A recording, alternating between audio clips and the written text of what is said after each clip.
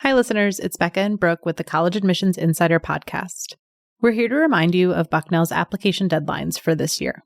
For incoming first-year students, our Early Decision 1 deadline is November 1st. And for Early Decision 2 and Regular Decision applicants, our deadline is January 10th. We can't wait to meet you through your application.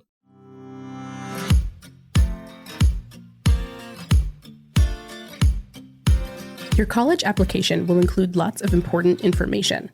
And while your grades, extracurriculars, and essay responses paint a picture of who you are, there's a field that colleges and universities pay special attention to. And that's your intended major, the primary discipline you'll study throughout your 4 years. I'm Becca Haupt-Aldridge from Bucknell University, and on this episode of College Admissions Insider, we're providing tips for choosing a major on your application. I'm Brooke Thames, also from Bucknell.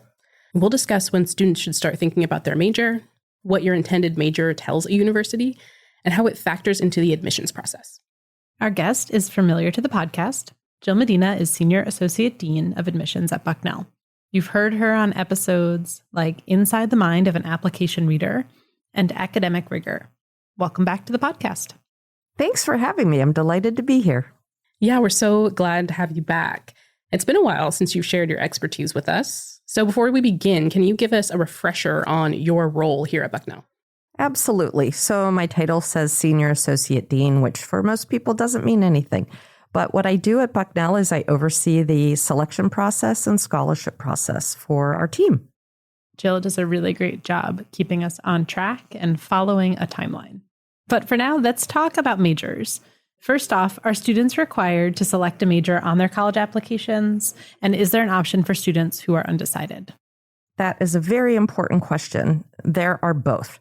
So depending on the type of school that the students are applying for, there could be a variety of different ways that they do need to select a major. So for example, some of those programs could include fine art or performing arts programs where you might have to have an audition or a portfolio. So your intended major directly relates to your admission to a particular program. Pre-professional programs often do ask students to declare a major. Some universities do ask students to declare a major because they might be applying to a specific college within that university. Liberal arts colleges tend to have a slightly different approach where many students at liberal arts colleges don't have to declare a major until after their second year. So as an undecided student, that could fit very well within the possibility of what they're looking for. At Bucknell, it's a little bit different. We have 3 colleges, of course, the Arts and Sciences, and 2 pre-professional programs with the Freeman College of Management and the College of Engineering. So for many of our applicants, they are declaring their intended major within each one of the colleges. And as I mentioned, it's intended. So they're just letting us know what they want to pursue, and undecided is an option. Thanks for that overview. So knowing that there are different approaches and options depending on the type of school or program, when should a student start thinking about all of this? Is their intended major the first thing they should consider as they launch their college search, or spend some time maybe exploring different options before landing on a discipline? Well, that's a loaded question because there are so many layers and so many things that students have to consider when they start their college search. And one of the aspects should be what they want to pursue. In general, they don't have to stay committed to it for the rest of their lives, but they should have a sense of, by the time they're pressing submit on their applications, what areas they want to focus in on. And I say for the most part because there are some jobs and careers that you just don't know exist as a high school student. So having a general sense of the field you want to be part of. When you think about, for any student who thinks that they want to end up in a health field, there are expectations that many colleges have of them for coursework they need to complete in high school. So it kind of all wraps up together.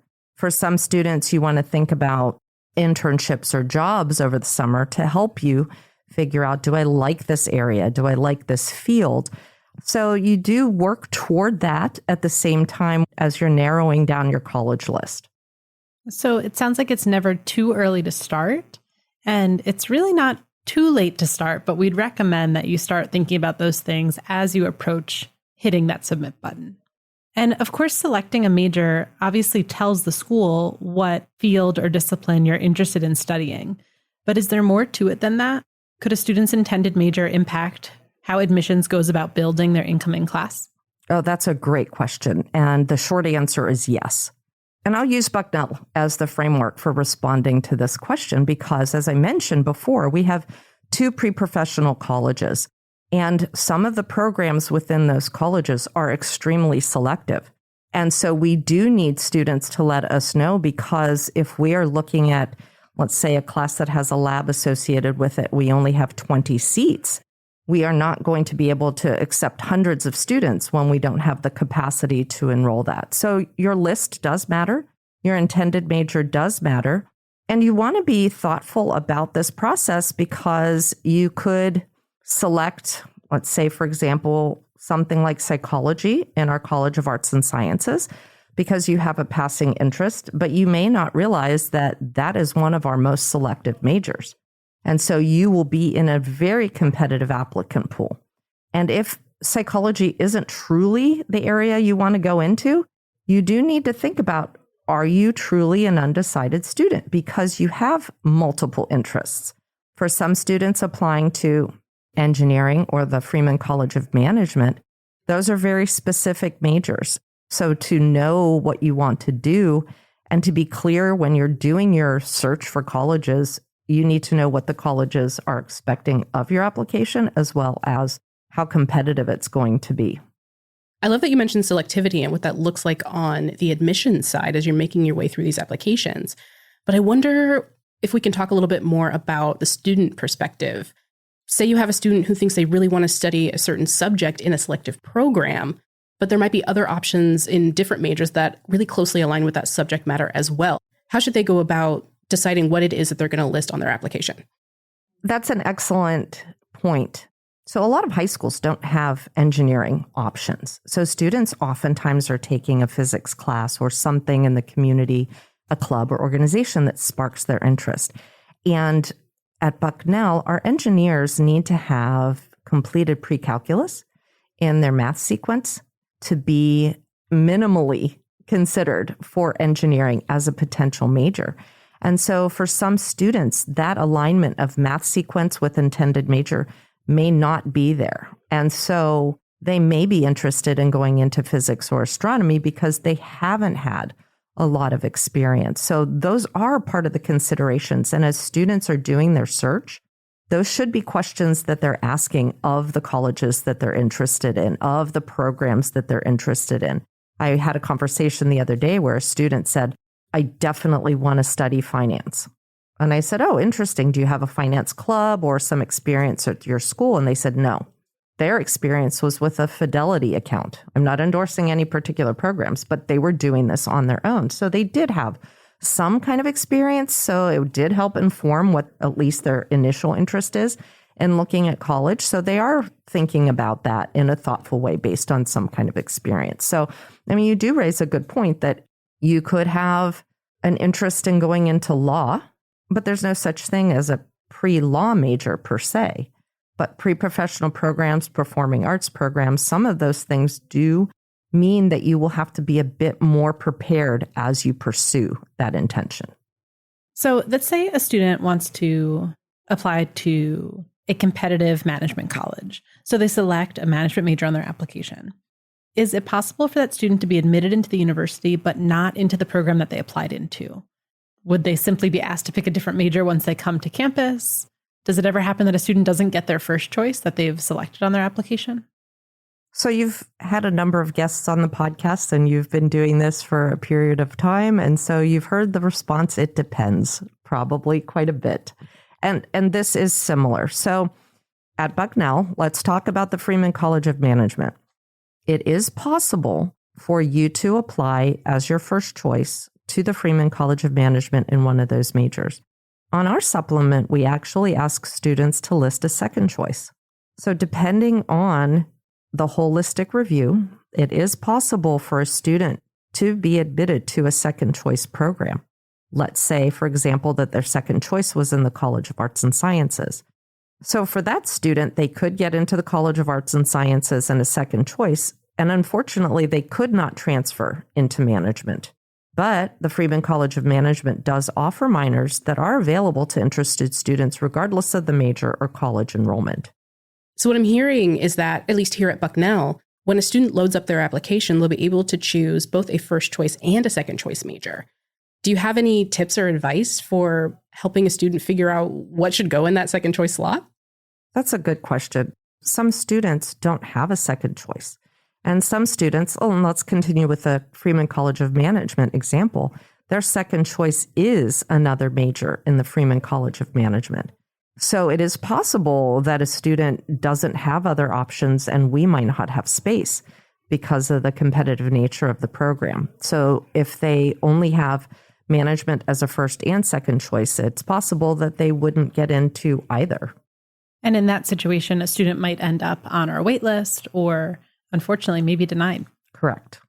And so it sounds like in a situation like that, what's really important is really digging through all of the offerings at a school. Because while at Bucknell, for example, we might have a finance major in the College of Management, we also have an economics major in the College of Arts and Sciences. So it's really helpful for a student to know exactly what the programs are in different programs, different colleges, so that they might be able to identify a second choice major that is close to their first choice, but maybe in a different program that has a higher admission rate. So, Jill, I'd love to round out this episode with some advice for how students can learn about the different dynamics at the schools that they're interested in. Knowing our signature answer, it depends.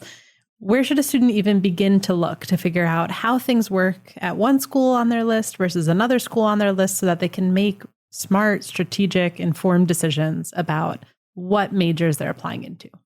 Students can start by doing research on individual school websites, diving a little bit deeper into the courses that schools offer, and then reaching out to the admissions representative at the respective college, university, or program that they're interested in. The staff will tell you what the admit rates are, what their application numbers are. They will give advice. They can also lean on their school counselor if they have one accessible to them. For some students, they may also be working with a community-based organization or other mentorship program. But if you don't have access to any of those, reach out to the admissions representatives at the schools, at the colleges or universities where you have an interest. Well, we've been so lucky to have you here to share your expertise on this subject, and I hope that our listeners out there have gotten so much out of it. Thanks again for being here. Thank you for having me. And thanks for everyone out there for listening. If you're a fan of the podcast, please take a moment to rate, subscribe, and share this episode with the students and families in your life. We'll be back with another new episode in a few weeks. In the meantime, send your questions, comments, and episode ideas to podcast@bucknell.edu. We read every note you send. And finally, you're invited to follow Bucknell on your favorite social media apps. Just look for @BucknellU on Instagram, Facebook, Twitter, YouTube, and TikTok. And you can also follow our student-run Instagram account, which is @IamRayBucknell. Until next time, keep reaching for your dreams and your dream school.